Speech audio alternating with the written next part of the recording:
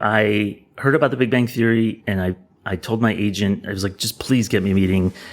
And I met the showrunner, and I told him, I love nerds, and I am so passionate about this. This is Dave Goetsch, and these days he's a very successful TV writer. But 2 decades ago, when he was essentially completely unknown, he was trying to get a job on a sitcom about a group of characters who were very, very awkward. So it was helpful that he was a little awkward himself. And then I told the story that when I was in college, I, at a costume party, dressed up as the Doppler effect. And so I was like in all black, and I had these white stripes of tape that got farther apart, and they ran around the room going, wow. And that they were like, okay, you're a nerd. Whether it was because of this deep nerdiness or because he was, a good writer, Dave got the job. And he became one of the first hires on a brand new sitcom named The Big Bang Theory. And if you've heard of The Big Bang Theory, and it's almost certain you have unless you haven't watched TV in the last 2 decades, then you know that it is one of the most popular sitcoms in history.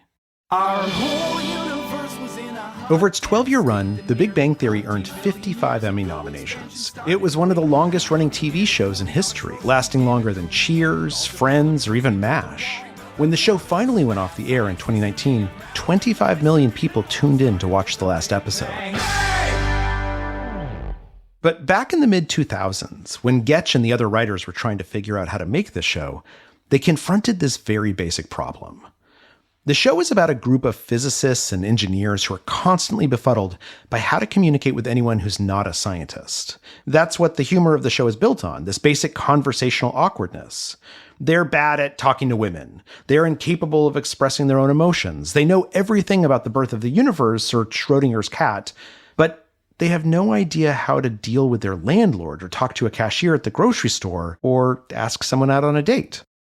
I was wondering if you had plans for dinner. You mean dinner tonight? There is an inherent ambiguity in the word dinner. Technically, it refers to the largest meal of the day whenever it's consumed. So to clarify here, by dinner, I mean supper. Supper? Or dinner. But the problem for the show's writers was that sitcoms like this only work if the audience knows what each character is thinking and feeling the second they appear on screen. It's essential that characters telegraph their emotions, whether they're feeling happy or sad or frustrated or something else. Their emotional expressions cannot be awkward or muddied in the slightest, or else the audience gets confused about what's going on, about what these characters are feeling. And it's essential that the audience knows when characters are connecting with each other or when they're at odds. I think that, for me, emotion is the center of it all. Every joke, every scene, every episode is a chance for the audience to fall deeper in love with these characters. And that's the goal. But for the people creating The Big Bang Theory, that created this significant problem. Because how do you write a sitcom where it's clear to the audience what each character is thinking and feeling as soon as they walk onto the screen, when the fundamental idea of the show is that these characters are really, really bad at communicating what they're thinking and feeling? Luckily for the writers, there were some social scientists who had looked at problems like this, and they had found some interesting insights. When we're communicating with someone, what we say, the words that come out of our mouth, sometimes they matter much less than what we communicate non-verbally. It's really interesting, and I think it's the success of The Big Bang Theory, truly, is the ability to understand these characters without them having to say a word. You see the emotions, and you see the pauses, and you see the inflection in their voices, and that's what changes everything, and it's brilliant. I'm Charles Duhigg, the author of Supercommunicators, and this is the second episode in a special series about the science of communication. Today, we're going to examine nonverbal communication, the noises we make, our gestures, the expressions on our faces, and how quickly or slowly we talk. And we're going to explore how these nonverbal habits influence how we connect with other people. And we'll learn how they helped a room of awkward, nerdy television writers create the most successful sitcom in history. Stay with us.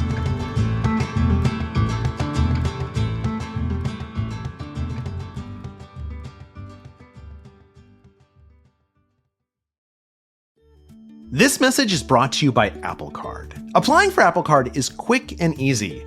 Apply in the Wallet app today and see a credit limit offer in minutes, subject to credit approval.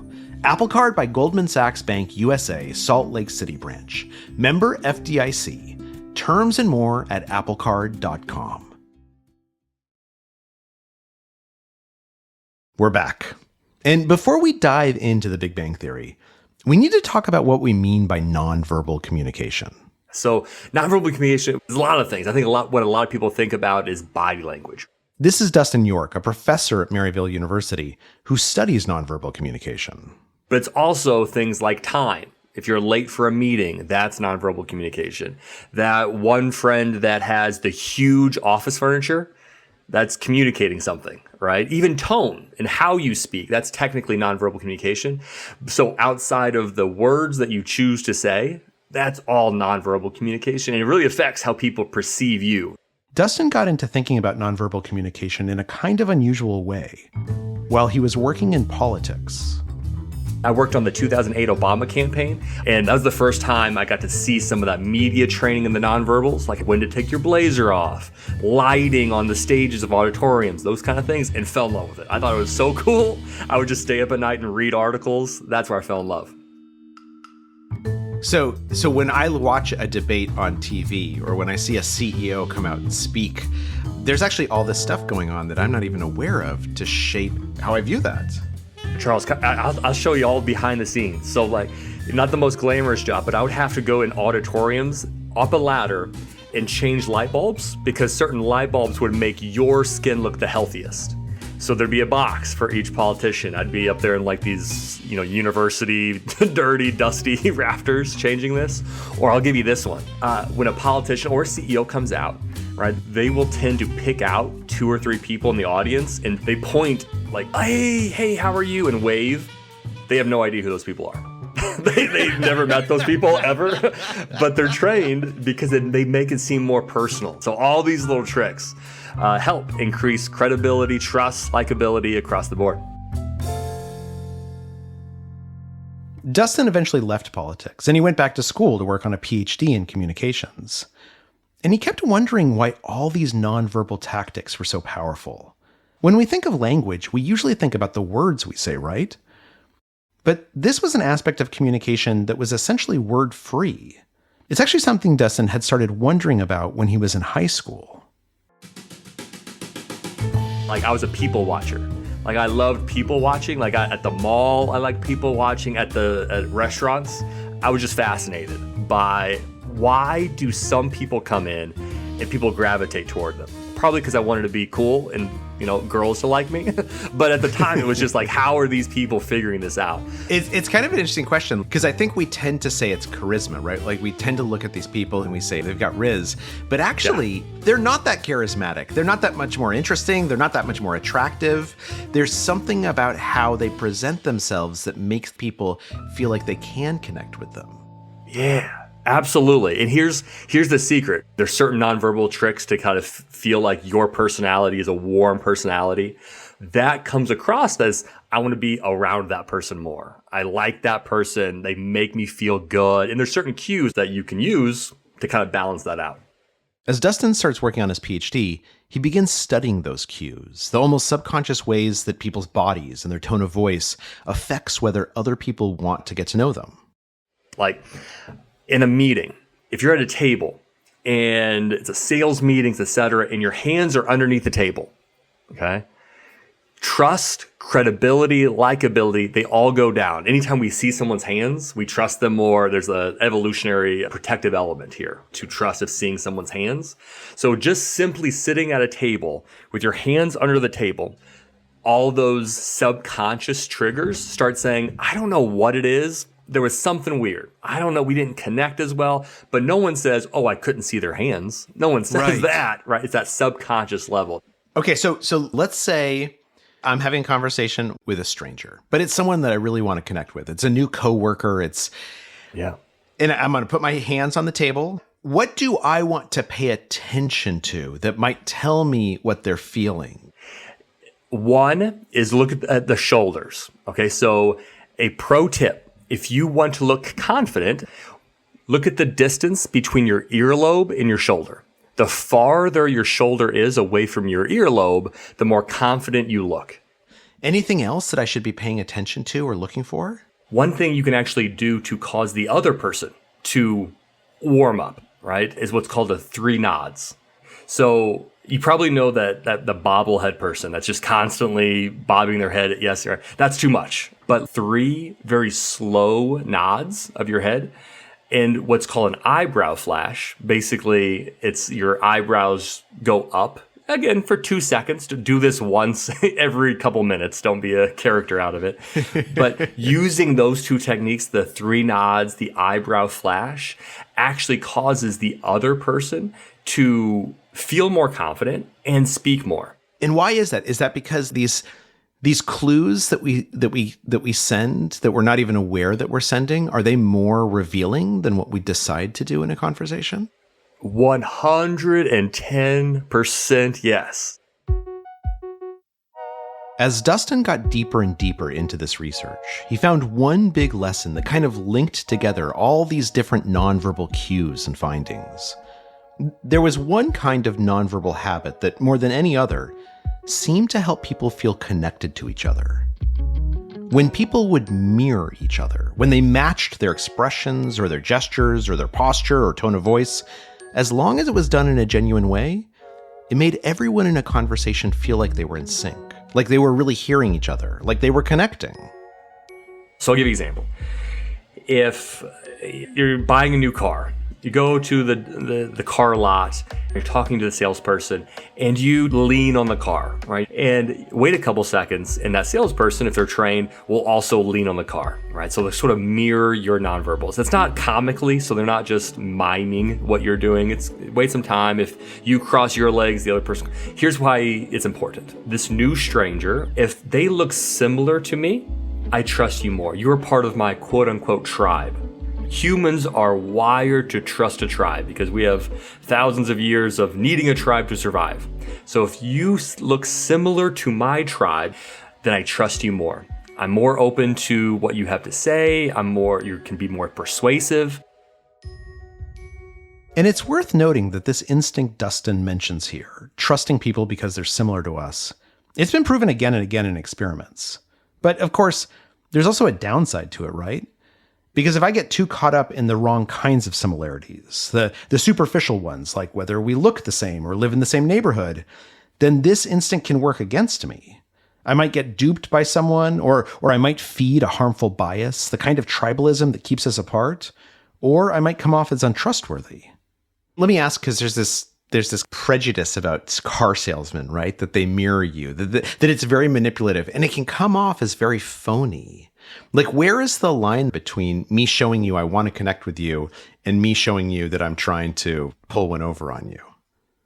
It comes back to, are you using these communication techniques in a genuine nature? I mean, I think a lot of people have created this filter that we can see through BS much easier now. We know when someone's not being genuine. So am I being genuine with this communication? Am I just trying to sell you this car because I'm trying to get my quota for the month so I mirror your language? That's gonna come across. I'm gonna see through that. But if I want you in a comfortable situation where you make the best decision, that communication is gonna look a lot different. And in order to show someone that we're being genuine with them, what's important is mirroring not just what the other person is doing physically or their tone of voice or their expressions, but rather mirroring what they're feeling. We need to show them that we understand if they're happy or upset or something else entirely. So what I hear you saying, Dustin, is that sometimes when we're mirroring, we're actually doing what the person across from us is doing. We're trying to show that we're part of the same tribe because we act similar. But sometimes when I'm mirroring, I'm not mirroring actually the person I'm talking to or my audience. I'm mirroring what I think is in their head. Is that right? Absolutely. Researchers have studied this kind of emotional mirroring, and they found that it's kind of a hack our brains have developed to escape the downsides of our tribal instincts. If I can show you that I understand what emotions you're feeling, if I can prove that I'm trying to see the world from your perspective, then you're more likely to feel like I'm being genuine with you, more likely to trust me. And at that moment, it matters a lot less what specific words I use. Even if I say things that you disagree with, if we're talking about politics, for instance, and we're voting for different candidates, as long as we're emotionally aligned, as long as we're mirroring each other's emotional cues, we'll both feel a sense of connection to each other. And it's hard to fake that. We can usually tell when someone isn't being genuinely empathetic. This kind of emotional matching is so powerful that it can help us understand what people are thinking, even if we can't hear any of the words coming out of their mouths. But hey, it's over now, right? Because you can tell them you know they know, and I can go back to knowing absolutely nothing. Unless. No, not unless. Look, this must end now. There's a theory, it's very famous now, the Friends theory. So that research was if you muted an episode of Friends, you would know exactly what's happening.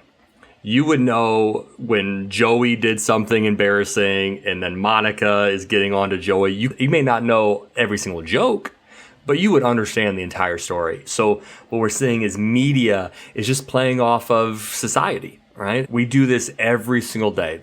If your partner, as soon as they come in the door, you understand the vibe, right? You understand there's something wrong, there's something exciting, they're tired, they're stressed. We as humans pick up on those nonverbals. If our entire lives were on mute, we could understand each other. When we come back, how to take these lessons of nonverbal communication and the lessons from sitcoms and apply them to our own lives. Stay with us.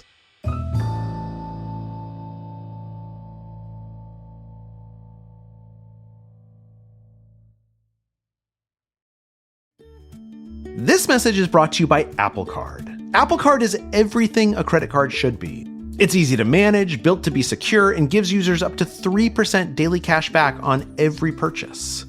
The best part about Apple Card is applying is quick and easy. Apply in the Wallet app on your iPhone and see your credit limit offer in minutes. Subject to credit approval. Apple Card by Goldman Sachs Bank USA, Salt Lake City branch. Member FDIC. Terms and more at applecard.com. So I imagine if you come into the writer's room of The Big Bang Theory on the first day, and this is a show about these scientists. They have trouble communicating with normal people. They have trouble understanding themselves. And yet you have to write scenes that let the audience know exactly what those characters are thinking and feeling, like the second they hit the screen. Is that right? Yeah, that's pretty much it. Dave Goetsch and the other writers on The Big Bang Theory encountered their biggest problem right away. It had to do with the sitcom's basic premise. There's these two physicists, Sheldon and Leonard, who are very geeky, really socially awkward, and they live together in an apartment. And a new neighbor has moved in across the hall named Penny, and she's this actress who's bubbly and socially graceful, and she's very, very pretty.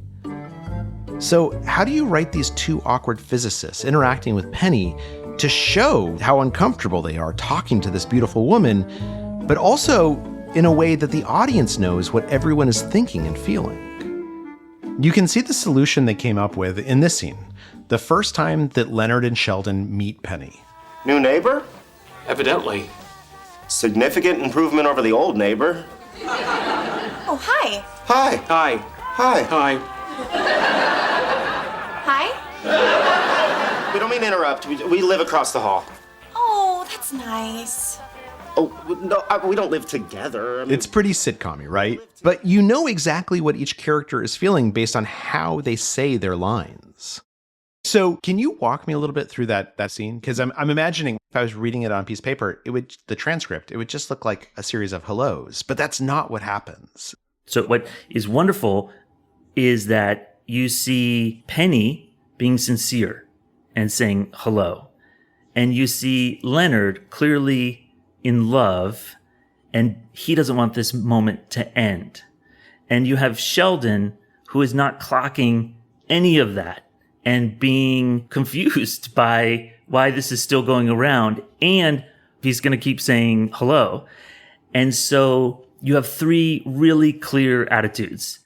All the actors are saying the exact same word. Hi, hi, hi, hi.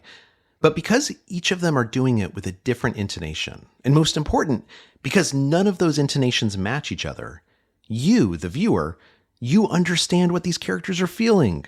You can tell that they aren't connecting with each other, even though they're all saying the exact same word. And that awkwardness, that lack of connection, that's what makes the scene funny, of course. But it also gives you an insight into who these characters are.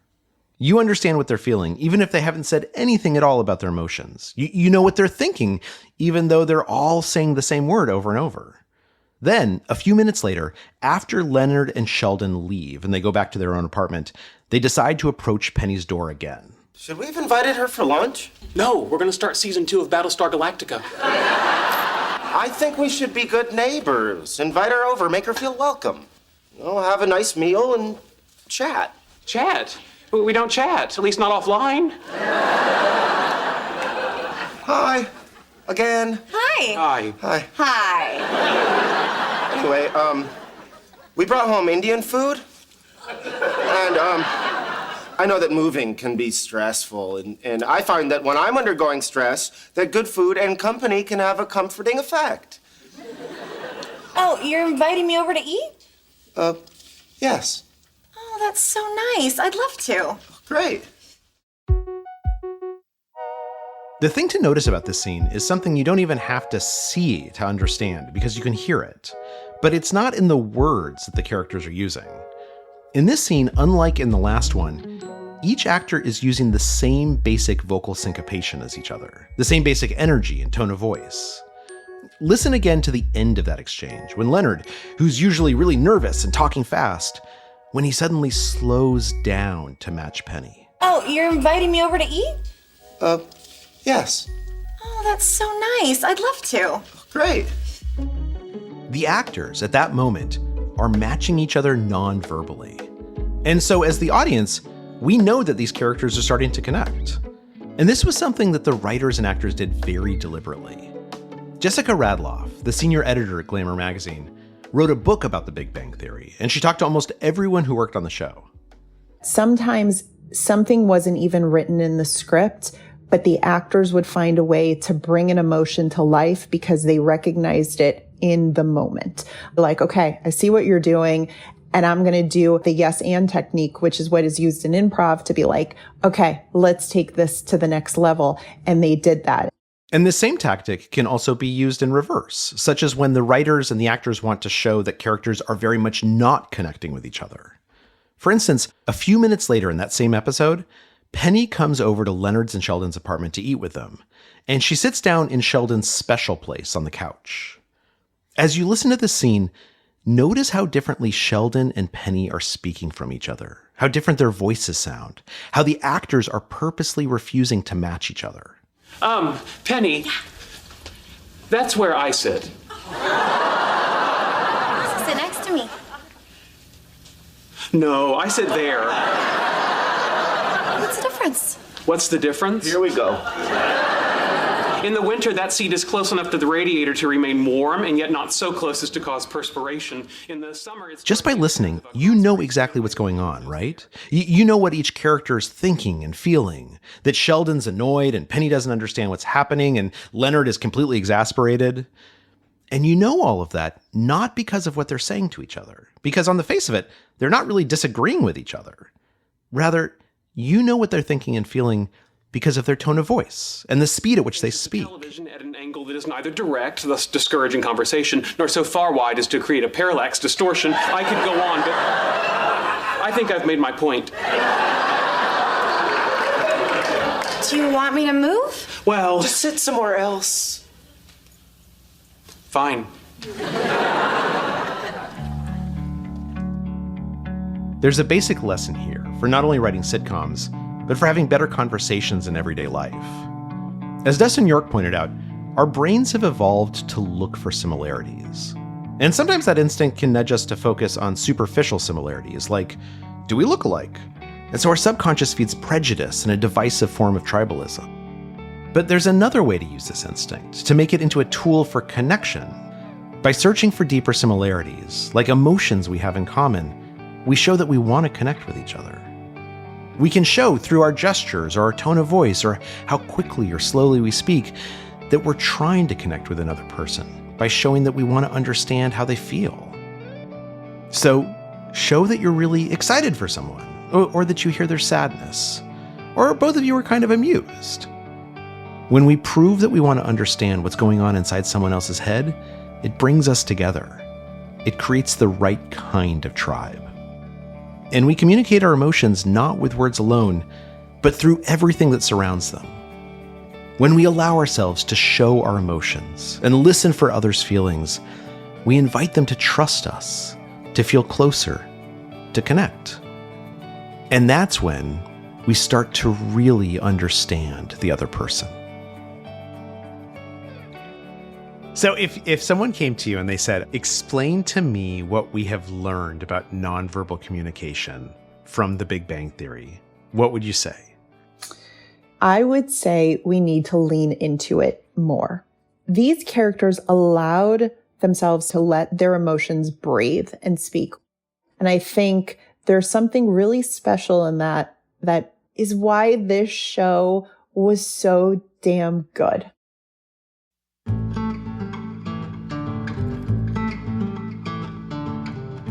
Thank you to Jessica Radloff, Dustin York, and Dave Goetsch for their help with this episode.